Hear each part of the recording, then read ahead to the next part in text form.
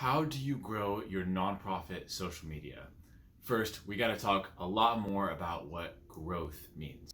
What's up? I'm Zach. Welcome to the Mission Driven Impact YouTube channel, where we help nonprofits, startups, and social entrepreneurs raise awareness for their organization by clarifying their message, getting the word out, and building a loyal community of fans and supporters.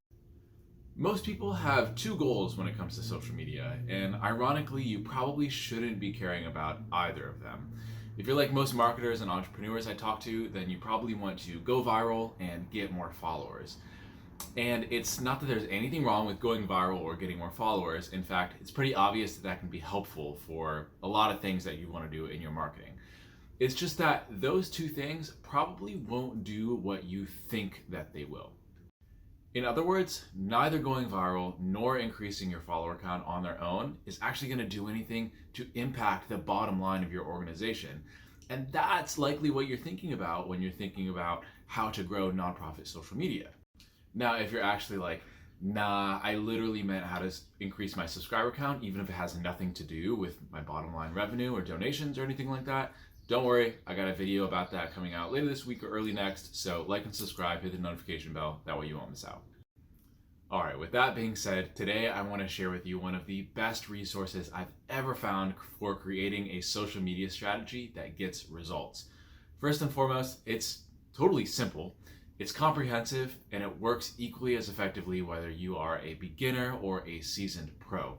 And yes, I know that all platforms have their unique differences, and that's why I strongly advocate for choosing one platform, learning it, loving it, mastering it. But this strategy really works regardless of what platforms are out there and what platforms really are ever going to be out there. If you've watched any of my other videos, then you probably know that I love the StoryBrand framework, and I use it to help my clients discover their own story, clarify their own message, tell it in a compelling way, and so much more. Now, a while ago, the team at StoryBrand teamed up with Claire Diaz-Ortiz, an early Twitter employee who got the freaking Pope on Twitter, and subsequently he became the most followed person ever on the platform. I don't know if it's still the case, but wouldn't be surprised. Anyway, they came together and created a course called Social Media Made Simple. I'm not affiliated in any way, but I highly recommend you check it out. I'll leave a link down in the description. I'm going to cover each part of her share model because I think it's something that's going to bring you a lot of value and will instantly clarify any confusion we had around what we should be doing on social media. Let's get started. In the share model, S is for story. What story are you telling? Now, I love that Claire says content is queen. There's a big phrase in marketing that content is king, but come on, I like using the more inclusive language. We know the queen is more powerful anyway. So content is queen. It's all about how you communicate your story. Every time, this is what I'm doing now in this video, every time you put out a blog post or a video or a podcast episode or a social media update, that's content, and that is the way that you're telling your story. Here's the thing though, your story has got to be about your audience, right? Just like in the StoryBrand framework, your audience is the hero. It's not about you, it's about who you serve and what you can do for them. If you're new to the idea of content, just don't overcomplicate it. Think about it as anything that inspires your audience and equips them to live a better life in some way. So a how-to video like this, an educational blog post, right? A really meaty podcast episode, even a 2-sentence social media post, but if it's something that is inspirational, if it's something that is oftentimes, doesn't have to be, but oftentimes educational, adds value to your audience, allows them to go forward and live a better life, that is great content. So just think about what does your character, what does your hero, what does your audience really want? What's standing in their way? And then figure out how to use social media to deliver a solution to them. H is for how, as in how do you create an online presence that boosts your brand? Now this is where those golden questions come up. What platform should we be on? How often should we post? And the truth is, it's different for everyone. There is no magic formula. Every business and organization is different. The way that you express yourself and tell your story is different. The way that your audience wants to consume information, and the places, the mediums that they want to engage with information, they're all different for everyone. So you got to find what works for you. In the course, Claire also makes a really good point that you got to think about when people are active. For instance, holidays really slow down for fitness, but they spike for nonprofits.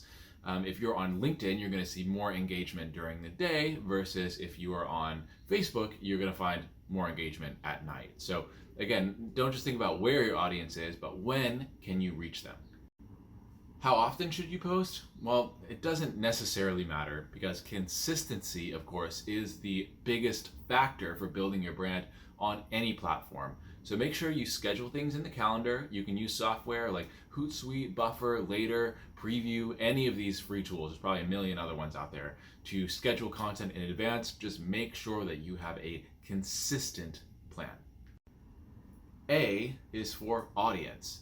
Everything you do is about them, your audience, not about you, right? You're really approaching content and social media and marketing out of an act of service. What can you do for them? I love this analogy that Donald Miller uses a lot, where when you maybe go over to your friend's house or something and they pull out a photo album and they show you pictures of their spouse and their kids and their parents and their childhood home and their ancestry, their family tree, their pet goldfish, and that's very nice and you can be really into it, but ultimately there's a limit to how much you can really participate in this because it's not your family, right? And I think the point is that so many businesses do this, right? You go on someone's website or about page and it's all about them and how they got started and their origin story and why they exist.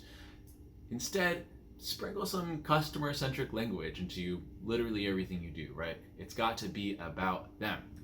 What does this mean on social media? Well, everyone wants a bigger audience, but it really doesn't matter unless they are engaged, right? That's why we say that follower count is a vanity metric, right? It looks nice, but ultimately it's not the driver of results.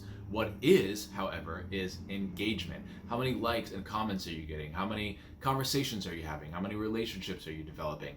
That's the stuff that really matters on social media, and that's the reason that you want to be on social media. It's not just to amass a big following. You can do that other places that are definitely safer and more effective.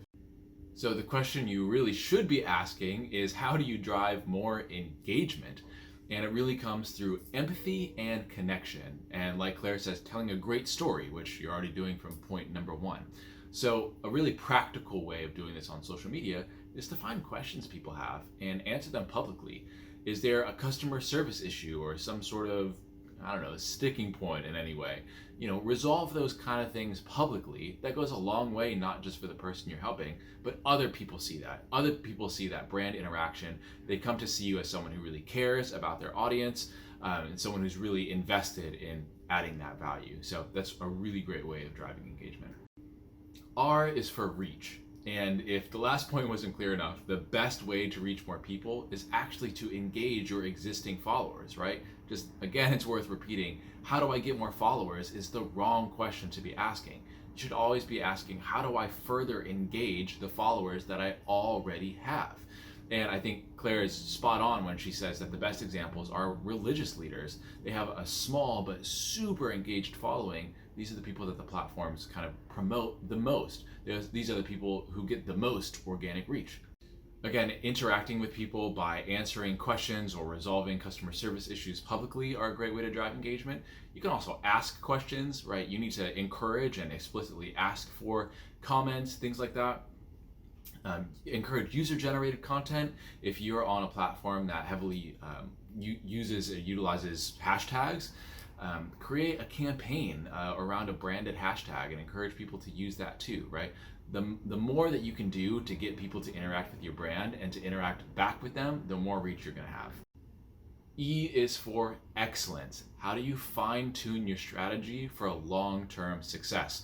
Now, this is probably my favorite module in the entire course because I think Claire doesn't shy away from the fact that every brand makes mistakes. And not just mistakes, seriously business-threatening, devastating mistakes. There's not really a way around it, so you got to prepare for it. You got to make sure you know what to do to remain, excellent. Claire really tastefully contrasts two stories from McDonald's and the Red Cross. And if you want the details, you can visit the course, socialmediamadesimple.com. But in essence, McDonald's kind of made a blunder, but it took them forever to respond to it, and they didn't really turn the situation into a win, and ultimately it did a lot of damage for the brand. The Red Cross ended up, I think one of the employees had posted a drunken tweet accidentally from the Red Cross account. And what the Red Cross did was they kind of spun it with a little bit of humor.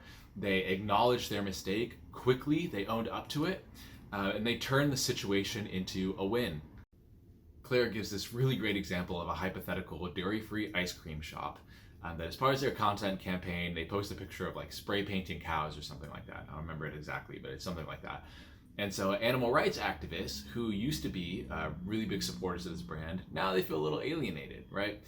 And so Claire walks through what this ice cream shop could do to turn this into a winnable moment.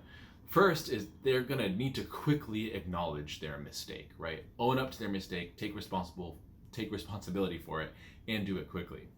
Secondly, they could offer to host a parade for the cows, right? And this way they're creating a fun, memorable, and shareable moment. You can even brand a hashtag around this, right? This is how they're creating a win for everyone. Maybe they could even offer to sponsor the cows at the next local state fair or something, right? Really what they're doing is they're quickly acknowledging their mistake and they're turning it into a win. You need to envision what might go wrong in your brand, what mistakes might be made on your social media, and have a little bit of a plan for how could you turn these different types of scenarios into, winnable, shareable moments. Obviously, hopefully they never have to happen to you, but if you're around for long enough, something's going to. It's better to be prepared for it. So there you have SHARE, story, how, audience, reach, engagement. Now, whether it's your social media, anything in your business, right? It starts with a story. I've got a 12-week one-on-one coaching program that's gonna take you from not even knowing your story, not even having a clear message, to building all of that out and then building a marketing system that works while you sleep by leveraging the power of that story. I've got a link down in the description. I want you to book a call with me. It's totally free. We're just going to talk about how to move your business forward. If it's with me, I'm going to tell you about it. If there's a better option for you, I'm going to tell you about that too. So you really can't lose.